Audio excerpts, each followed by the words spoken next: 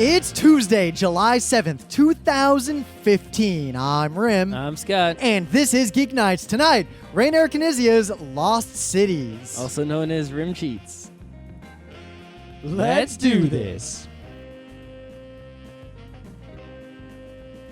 We had, I'm not cheating, I'm winning. Cheating. So, we had a 4th of July party that was notable in one way.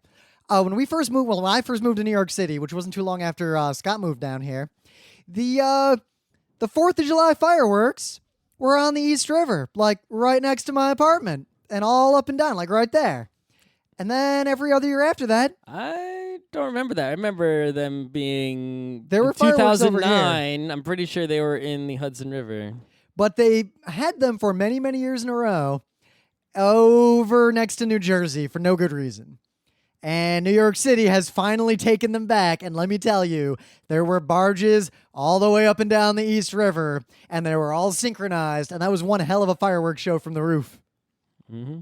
So yeah, we had our awesome party. We played some games that we're going to do a separate Geek Night show about after we do a little more research.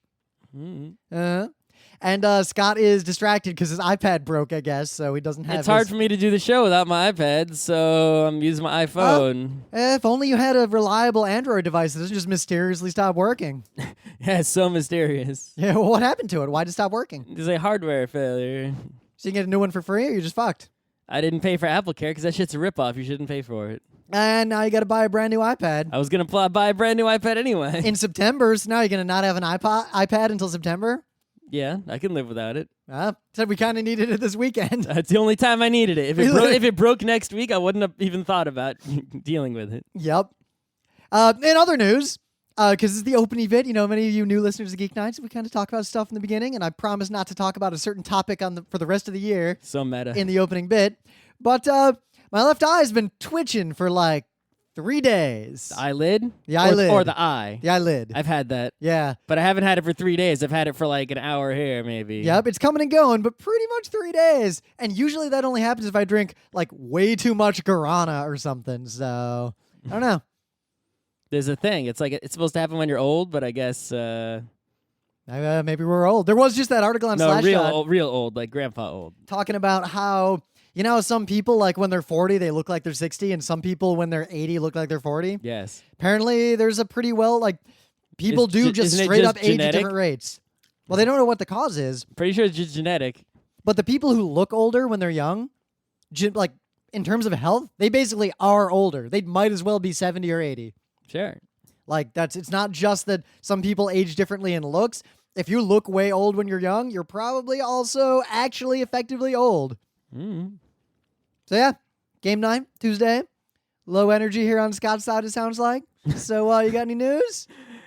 They announced the Spiel des Jahres winners for 2015 in between the last time we did a Tuesday episode and now. Yep. And their games I never played. The winner was Colt Express, never played it.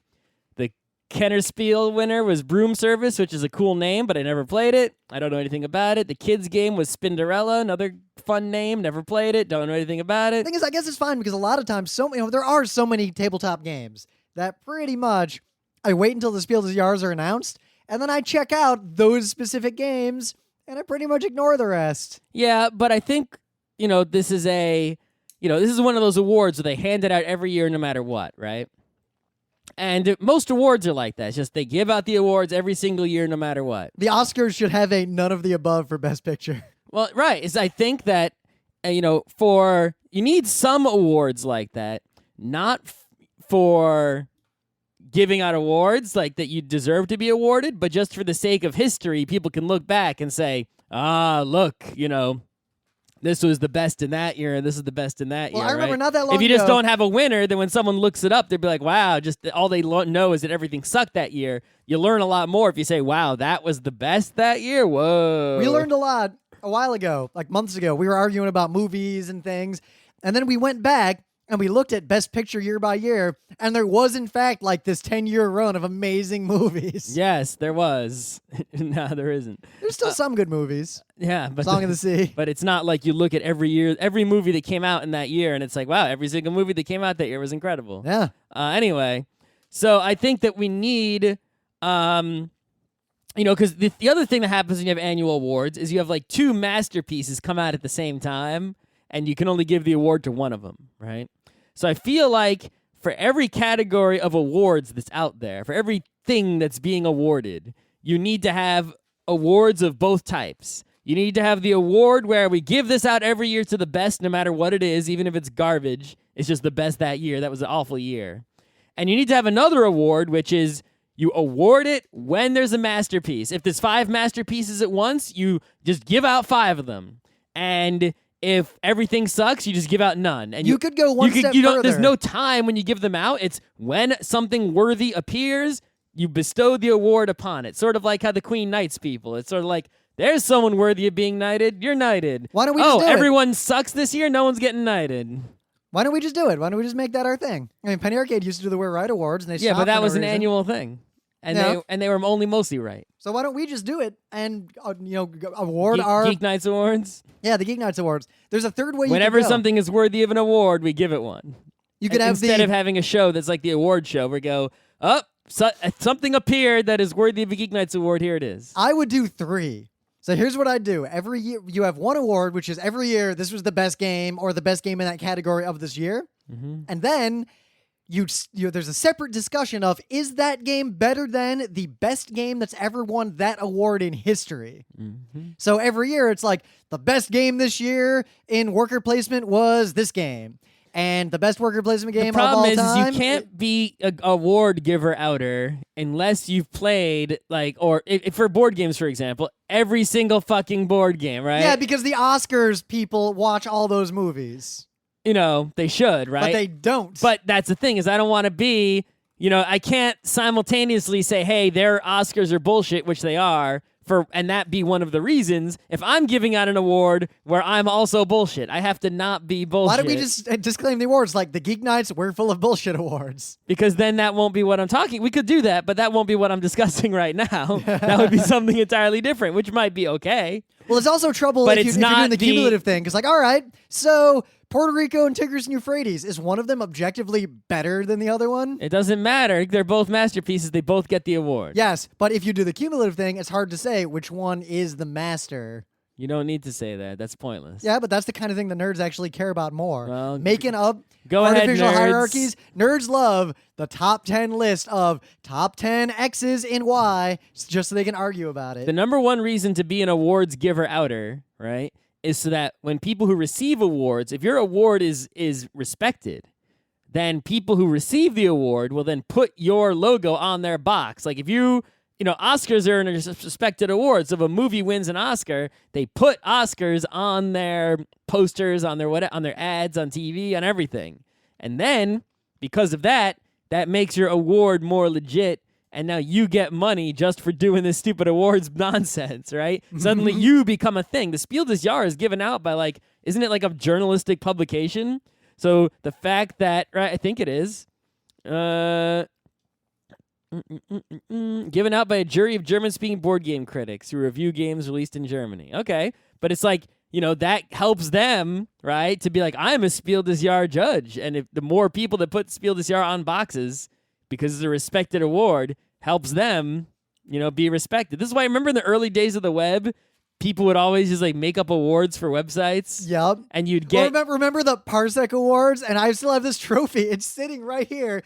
Yeah. I've got 2 trophies. I think that's still around, but that's... No, they stopped giving out anime podcast and whatever. Right, they're so only I for have 2 narrative trophies on my fiction. desk covered in dust. One of them is 3rd place in the 30 to 39-year-old category at the Multiple Sclerosis Run the U.S. New York Finish 5K in 2014. And the other one is the 2007 Parsec Award, Best Anime Podcast, Geeknights Anime. Okay. Those are the That's 2. another thing you can do with awards is you can get people to come to a place, right? It's like, hey, no, they didn't. I point out when we won this Parsec Award, we didn't go. Everyone who was nominated in that category was there, and then they announced that we won, and no one went up to get the award. I don't know if everyone in the category was there, but I'm sure everyone someone who was nominated and in the end was there. The point because they all is- gave me shit about it, and I was like, what? The point is, if you have an awards thing, you can make it an event. You can get a TV deal. You can get people to stay in a hotel. You can make some money, right? Yeah. So maybe we should do the masterpiece thing and forget all the other kinds of awards. No. The certified list. It's like the Steam list. What's your news? So I got two newses that are the same news because they prove a point. So way back, there was Twitch Plays Pokemon, which was an important, like, I'm not even joking, an important cultural phenomenon and kind of an amazing thing. Like, that was a very cool thing that happened. And separately, not that long ago, in fact, on April 1st, so a few months ago, a subreddit appeared. I paid attention to the subreddit. Some people did, some people didn't. And in fact, you can see the record forever of who did pay attention and who didn't. But a button appeared on this subreddit. And the button was counting down from 60 seconds to 0. If you click the button, it reset the timer to 60, and you could never, ever click that button again, ever. Did we discuss this already? So, barely. We didn't talk about it that much, because Scott just clicked it right away and whatever. So, people kept it going for a long time. In fact, it ended the 5th of June. So, a human being, or a script that a human being wrote that only had one chance, maybe 2 or 3 chances if you had multiple accounts to, like, spam Reddit, a human being clicked this button by one means or another at least every 60 seconds from April 1st to June 5th at 21:50:55 UTC.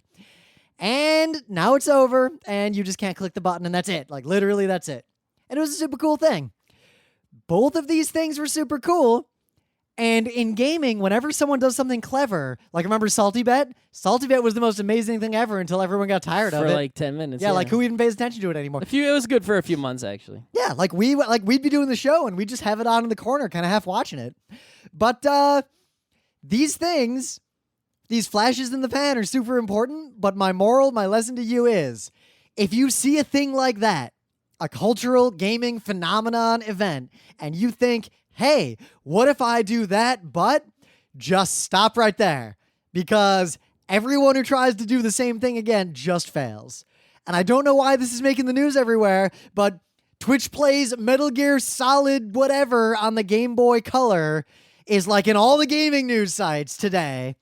And it must be a slow news day. So I went and checked it out, and there's 180 people watching. It's a slow news day. One gaming site posted. The other gaming sites copied it because the first one posted it. And I was poking around. After Twitch Plays Pokemon, there were thousands and thousands and thousands of these things. And pretty much no one watched any of them but the original one. I watched the Fish Play Street Fighter a little bit. A little bit. Like and 5 that was minutes. 5 minutes, moderately amusing. Twitch Plays Pokemon and the button were different because all the hundreds of thousands of people who paid attention to that were all paying attention at the exact same time. So a community formed around that thing. Salty Bet formed a community that lasted as long as Salty Bet lasted. That Reddit button, like there are people who live on that subreddit now, basically. This Metal Gear Solid thing and all the copycats will never have a community. The other interesting thing is the people who are like promoting this and trying to make it happen, Metal Gear Solid on the Game Boy Color is possibly the worst possible game to do this for. Like, there is literally no way they can actually beat the game unless, like, one person's in the chat alone. I mean, the game requires timing and stuff. And watching this chat, it's just kind of really sad. And everyone's really unhappy here.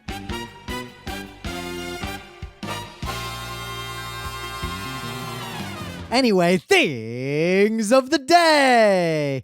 This is it's a Google Doc with a bunch of animated GIFs in it, but it's basically an essay by Itay Karen, the owner of that studio that made that cool mushroom game we played at the Sheep's Meow thing way back. You remember that? Mm-hmm. You paying attention? You doing the show? What's going on over there? I'm remembering my thing of the day. Okay. So it's this cool game where you like erase part of your fungus and then the fungus sort of grows from its other parts. Oh, yeah, I played that. I remember. It was this really cool like puzzly game.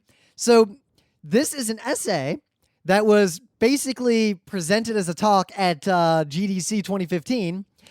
And it is a very, very, very in-depth mathematical detailed examination of basically every possible way to scroll your 2D game that may or may not involve scrolling. This is super detailed, and anytime someone makes a like crapo game on a phone or something, or a platformer, or Cheetah Men, and it's bad, it's because of this stuff. This stuff is one of the most important things when it comes to any 2D game that involves motion. Mm-hmm. Just do it the way Super Metroid does it. No, because Super Metroid does what it does. Super Metroid is an example here for very specific reasons. Yeah, because you go in the door and it loads the next room and unloads the previous room, right? You can't do that. No, they're not talking about that kind of scrolling. They're talking about within each zone. It's the walking scrolling. Like, do you use a lerp smoother or like a straight up position lock? Do you just lock the guy to the center of the screen? Yeah, Super Metroid, you only push the screen when you get closer to one of the edges. Like, you can move around the middle without scrolling anything. So, like Mario 1, the good example is it keeps you at the center of the screen, but depending on when you backtrack, it doesn't move it quite the same way. And it's sort of, they call it the speed up push zone. So this essay gives you a name for every kind of scrolling, and it gives you an animated GIF that makes it extremely obvious what they're talking about, and you're going to feel kind of dumb that you didn't notice some of this stuff. A lot of games that seem really similar have way different scrolling, and because it's implemented well, you don't even realize what the game's doing, and it's brilliant. Like here, Donkey Kong Country, lerp smoothing, position locking, region-based anchor, dual forward focus. Yeah, Nintendo gets everything right. These are the Most of these games are Nintendo games or modern indie games by really smart people. This is the kind of thing that Nintendo always gets right, which is why their games take so goddamn long to make, and why when you play a Nintendo game, even if it's not a good game for other reasons, it just works, right? As opposed to you get some indie game, and you're like, man, this feels kind of janky. It's like, that's because they got this sort of thing wrong, and not just scrolling, but also the jumping, shooting, etc., etc. So. Like, really, if you think you're designing games, you want to Video design Ball games, is taking a long time. Why? It's just triangle shooting each other because they're getting this thing right. Yeah. I mean, well, I got things I'll talk about later, but seriously, you should, if you're a game designer, you should read this entire essay top to bottom, and you should reference these animated GIFs on a regular basis. If you're a video game developer, not necessarily a game designer. Anyway. Well, I'm a video game designer, too. Maybe. Designing the game. How is it supposed to scroll? What do you do? What's the game's focus? How's it working? Stuff matters. So, little R traveled 60 meters while limbo dancing on roller skates, a recordsetter.com world record. She remained under 6-inch bars for the duration of the attempt. This attempt may have been broken. To check the current status, visit this URL. Here's a YouTube video showing the successful attempt. The video, kind of amazing. Yeah, you can't do this. No. You can't. No one. I don't think any of you could even limbo under a 12-inch bar. Me attempting to do this would involve my death. What can I limbo? How low can I? I think you would just sort of roller skate and then fall forward on the ground and be done. How? I think you'd fall backward. I mean, she goes forward. Yeah. So. What are the official rules of limbo? Like, what style of limbo is this? I think it's just you have to be on roller skates. Yep. And you got to skate forward as far as you can.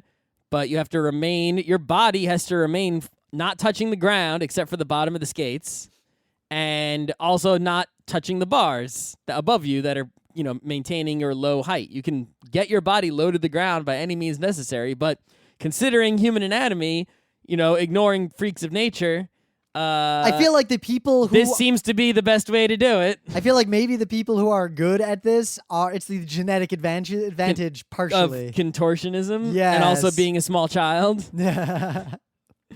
So in the meta moment, the book club book is still The Wheel of Time, and does it turn? Eye of the World. It's a fantasy book, and they got to a fantasy town, and now they're in a fantasy inn. Have you gotten that far? Have you read any more of this book? I think I'm almost at the fantasy town. I'm like on the road right behind that town. Did they go through the gates of a town yet? No, they're getting to it. Oh, all right. There's not that much travel between the boat thing and They the finished town. the boat thing. Yeah, you're almost at the town. Yeah. All I got to say is the main character is okay. His two dumbass friends, like, I really just why can't are wait they for them to even? die. Why are they even there? I would like them to die, so I don't have to I deal with imagine them. they will. They don't do anything. I don't even know which one's which. The one with the axe and the one with the bow. Matt, I think, is the dumb one. Is he the axe or the bow? I don't know, but he's the dumb one. The axe one's the better, smarter one, I think. Yeah, the guy named Matt is the dumb one. Okay. I'm pretty sure. Because I just want him to shut up. I really, it's funny. Maybe because I'm reading this, because the book is like, I can see if you're a kid who doesn't live in a big city and you're reading this book, it's definitely like, oh, I wish I could go on a journey like this. Oh, man, that warden guy is so scary, or the warder or whatever. But me, as an adult reading this book, I really sympathize with the Aes Sedai and the warden, and I really don't like the kids. Yeah. Like, I would basically be the guy with the sword yelling at them to shut up the whole book. Pretty much. Yeah. We are going to be live at ConnectiCon 2015 this weekend in like 2 days. Oh, shit. Fuck On me. Thursday night, there are a few panels in the Marriott, and You they're don't want to free. do that shit. No, if you're going there, because as much as I want them to mail the badges, they don't mail the badges yet. You can pick up your badges on Thursday, like most of the day. Great. And there are like 4 panels on Thursday, and you don't even need a badge to see them. Totally open to the public. Oh, So that's cool. I am at least, and we'll see if Scott wants to join me or not, at 6:30 p.m., we're going to rehash Why No One Will Game With You, made famous by our YouTube video and people being really mad about the fact that we told some cold hard truths about why no one will game with you. Maybe I'll show up and sit on stage while you do that panel to an audience of 0 and eat a Dibella sandwich. I suspect I'll have, should the panel just be the two of us just eat a Dibella sandwich and just be like, You're assuming you're getting a sandwich. I really hope you get me a sandwich. I'll be really sad if you don't. I don't know. Should I take after my uncle who doesn't show up with a sandwich when you give him tickets to the All-Star Do game? you want to be that guy? My uncle? Yeah? He's not a bad guy. No? He just doesn't get you a sandwich. He's a bad guy. On Saturday, we're skipping Friday because we do kind of run the whole panels department, so we have work to do. Saturday, we're doing Analyzing Anime Utena, The History of Losing. Five Nights at Freddy's Live with our boss at ConnectiCon, the director of all programming, who's never played those games before. Matt is actually going to do that? Oh, Kristen? Yeah. Oh. No. Why Five Nights at Freddy's is scary and foreign anime I thought you were going to get openers. Matt to do that. I'm like, really? No. I would like to see Matt play that game. He probably has. Yeah, we'll see if he has. Maybe we'll trick him into coming into the room. We'll see. I can even find him. Yeah, I know. Finding him is a lot harder than finding like a Kahil at a PAX. Yeah. When the convention, like you see him before the convention starts, then the convention starts and he disappears, and then when the convention ends, there he is. Occasionally on the radio you'll hear, "This is operations looking for Matt," and then just silence. That happens a lot. It's his convention. He owns it. You think he would do something? If I have the Rim convention, you're not going to see me at the convention. I'll be there, but you won't see me. All right. Oh, the main bit. Yeah. The main bit is this game called Lost Cities. So Lost Cities is old Reiner Knizia game that we just knew about. Well, I played it. I had played it in the past with people. I knew this game. I knew it was a great 2-player game, but Rim had never played it. I've seen people play it. I just kind of ignored it. In fact, I owned it and didn't realize I owned it. Right. We found it in my closet. The other day, it's like, hey, let's just play a 2-people game. So I go over to the closet. We're looking, and I see Lost Cities in there. I'm like, hey, I haven't played Lost Cities in a couple of years. That game is an amazing 2-player game. Let's play that. And Rim hadn't played it, and he owned it. So we took it out. I reread the rules.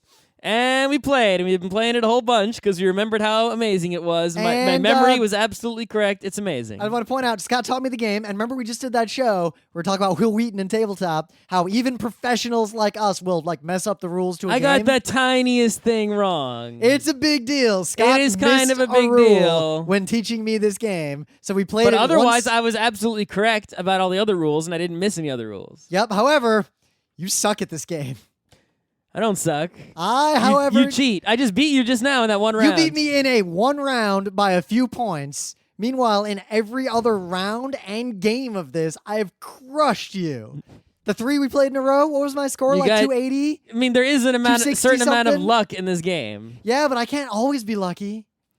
You can be lucky 3 out of 4 times. It's not Especially when unreasonable. you're the one shuffling. And so, Lost Cities is actually a really, really simple game. Right. So there's a deck of cards. In this deck of cards, there are 5. It's really a card game. It's like it comes in a box with a board just to sort of increase the production value. It's just a deck of cards. But the deck of cards has the numbers 2 through 10 in 5 colors, right? Yellow, red, white, green, and blue. Yep. And it has, in each color, there are also 3 handshake cards. I don't know what they're actually called. No one cares. Investments. Yeah, the theme of the game is you're going on expeditions, And you can go adventure into the unknown for the daring and adventurous. There are many lost cities to find and explore. Yeah, there are 5 different lost cities to search for: the red one, the yellow one, the green one, the blue one, the white Scott, one. you're missing the great flavor of this game. No one gives a shit. The search can take you to the Himalaya, the white, Brazilian rainforest, the green, the ever-shifting sands of the desert, the yellow, ancient volcanoes, the red, and to Neptune's realm. the blue. Yeah. So basically, you play cards in the different expeditions, and for an expedition to pay out and give you points, you have to play enough cards for that expedition to get to the successful point, right? If you start playing cards at an expedition, but you don't play enough to make it successful, you lose a bunch of points because you went out and geared up and went to Neptune's realm, and you didn't really find anything there, and you just went your ass back home, and you just wasted a bunch of money, so you lose points. If you don't even try, you don't play any cards of a certain color, then it's just a 0. So basically think of it this way. The game is all about risk management, risk aversion, and reading the other player and their discards and managing the deck timer. Right. Because basically what you do is you draw a card, play a card. Well, you play a card, draw a card, actually. That's the worst part. Yeah, so you got to play. It's like a battle line. You got to play something.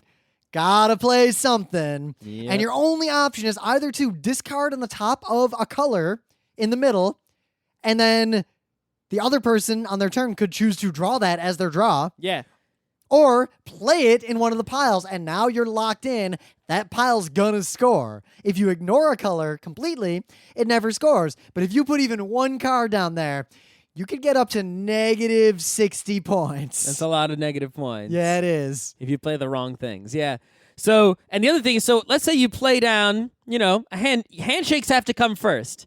If you play one handshake in a column, that doubles the score. Even if it's a negative score, it'll be negative doubled. So if you just play one handshake, that score is negative 20, negative 40, right? Yep. But you have to play the handshake first before you play anything else. So if you play the number 3 and then you draw a handshake, the handshake's useless if it's the same color.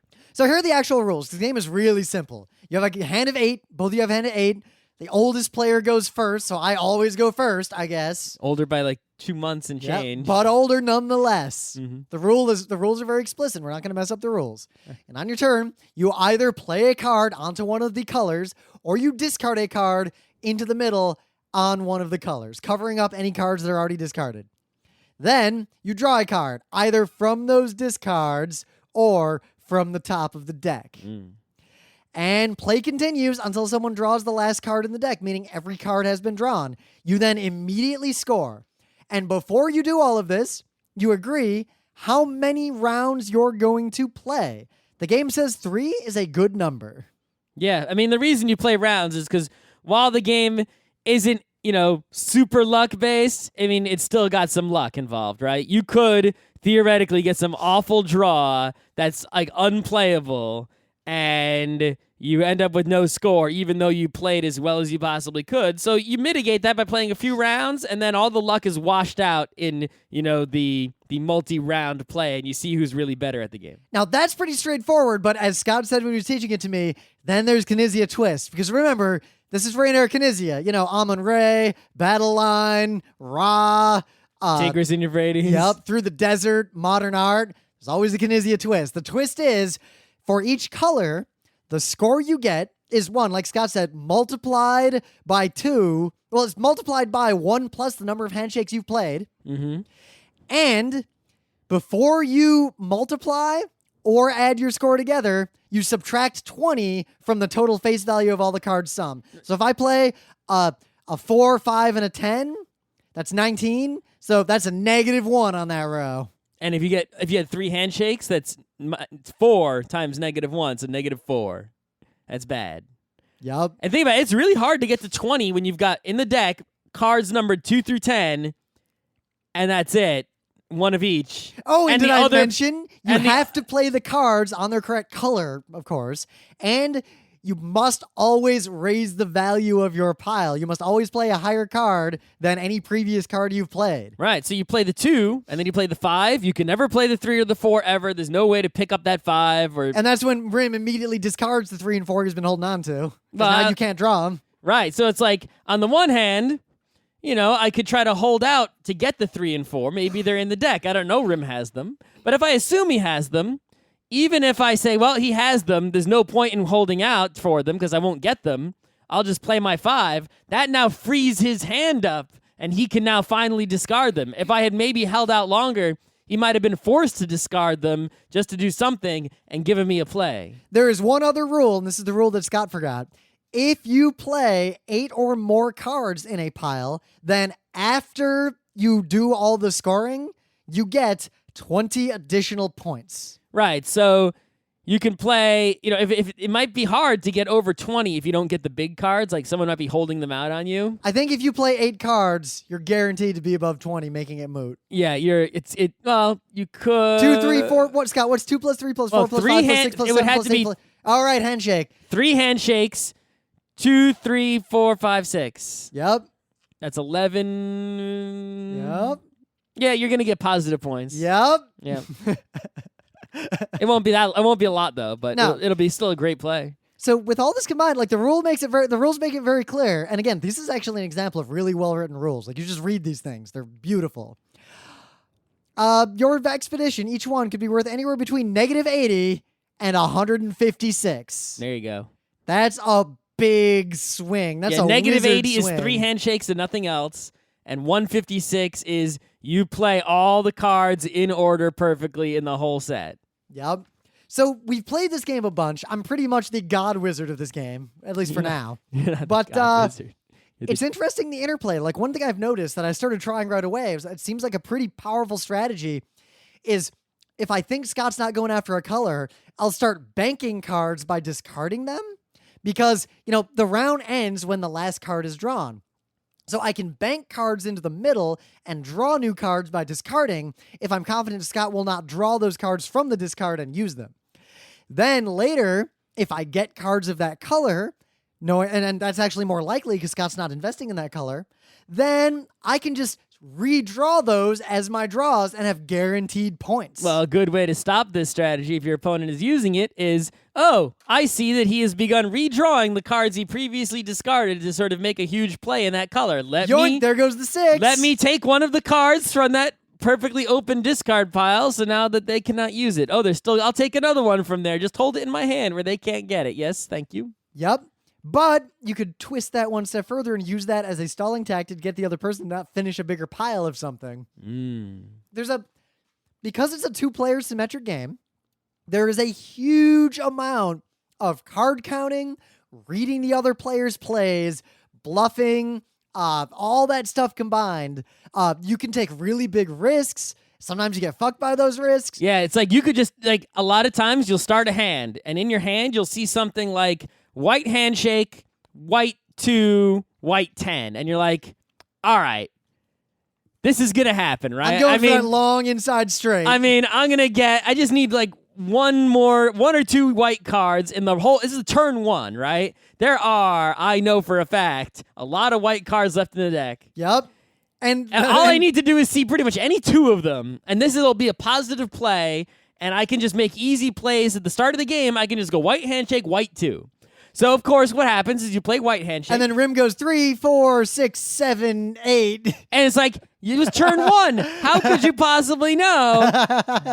But it's like, that was a somewhat reasonable risk to take. And you know what? If you didn't just get that horrible luck of, Rim had every white card in his hand, you just didn't know it. Yeah, heading into the Himalayas is a horrible risk to take. Then you would have had, you could have drawn, it was possible that the deck was shuffled in such a way that every other card was white, and you would have just kept drawing white cards and playing them, and played them all in order. Some majestic, perfect luck, right? It can happen. There is luck. But you shuffle in the cards. You can't, you can only blame it on luck 3 out of 4 times like I can. So this is basically one of the best 2-player tabletop games I've ever seen. So if you need 2-player tabletop games, which everyone does, get this and Battle Line because they're both great and they're both Knizia. And I guess Oshi. Sure. Can you name another good 2-player game? We played a lot of bad 2-player games. Hellas. all the other ones ever? Yeah. Netrunner's a good 2-player game. Netrunner is a good 2-player game. Yeah. Yeah. Not that many. Yeah. Lost Cities. Go find out what treasure is lying in them. All right. And on that note, we will see you at ConnectiCon because we got shit to do before the con. Yeah, I got a lot to do. I can't sit around.